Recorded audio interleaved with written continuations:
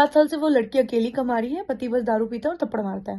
आपको पता है कुछ-कुछ पेशेंट्स की स्टोरीज़ इतनी पेनफुल होती है कि रात भर नींद नहीं आती है। रात में 1 बजने वाला है, मुझे नींद ही नहीं आ रही है।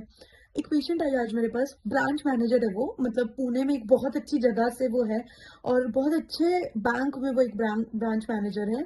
और उसको मैं पेशेंट आई और बोली कि मैम मुझे ना जो बच्चादानी है उसके अंदर गाँठ है और पिछले 8 साल से ये गाँठ है। तो मैंने पूछा कि अगर ये गाँठ है तो होम्योपैथी में कैसा होता है, साइकोडायनामिक्स बहुत इंपॉर्टेंट होता है, मतलब आप जानिए कि क्यों ऐसा हो रहा है, क्या ऐसा इमोशनल कारण था जिसकी वजह से ये हो रहा है। तो क्योंकि सबको तो ये नहीं हो रहा है ना, उसी औरत को ये क्यों हो रहा है। तो मैंने उससे रीजन पूछना चालू किया कि बता यार रीजन क्या है। तो वो बोलती है कि मैम मुझे रीजन नहीं पता है, बट मेरे को ये पता है कि मुझे आफ्टर मैरिज हुआ है और शादी के जस्ट 1 साल के बाद ये हो गया है।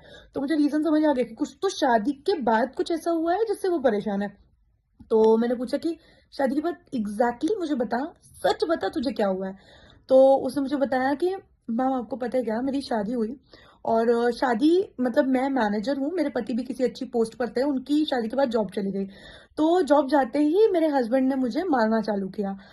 वो ड्रिंक करते हैं, दारू पीने के बाद वो मुझे बहुत मारते हैं और जो भी पैसा मैं कमा के आती हूँ या तो वो जुए में हार जाते हैं, उसका लोन भी मुझे चुकाना पड़ता है। काफी ज्यादा लोन मेरे सर पे हो गया है क्योंकि वो काफी बार जुए पे कुछ कुछ हार जाते हैं और मुझे उसका लोन चुकाना पड़ता है।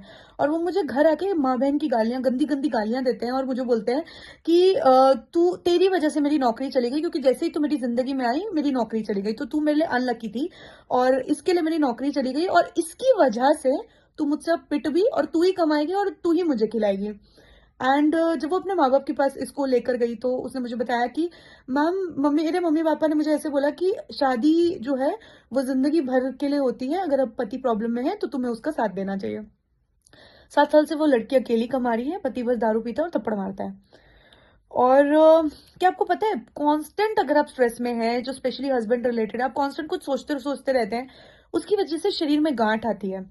ये बुक्स में बहुत क्लियरली लिखा हुआ है और ये एक साइकोडायनामिक्स थ्योरी होती है कि आप कॉन्स्टेंटली स्ट्रेस लेते हैं तो आपकी बॉडी जो गांठें बनाती हैं और वो आपके शरीर में भी दिखती हैं और आप सप्रेस करते हैं बहुत सारे इमोशंस, अपनी अपनी बातें किसी को बोल नहीं पाते। कांस्टेंट एंग्जाइटी स्ट्रेस की वजह से आपको बड़ी बड़ी बीमारियां हो जाती है, इवन कैंसर तक हो जाता है। मुझे बताइए एज अ फीमेल, मतलब मुझे नहीं पता है उसकी क्या सिचुएशन है, उसको ऐसा क्यों झेलना पड़ रहा है, बट एज अ फीमेल अगर हम कमा रहे हैं, हम मेट्रो सिटीज अच्छी सिटीज में रह रहे हैं और जहां पर हम अपने इतने योग्य हैं कि हम खुद कमा खा सकते हैं, उसके बाद हम ये क्यों सफर कर रहे हैं।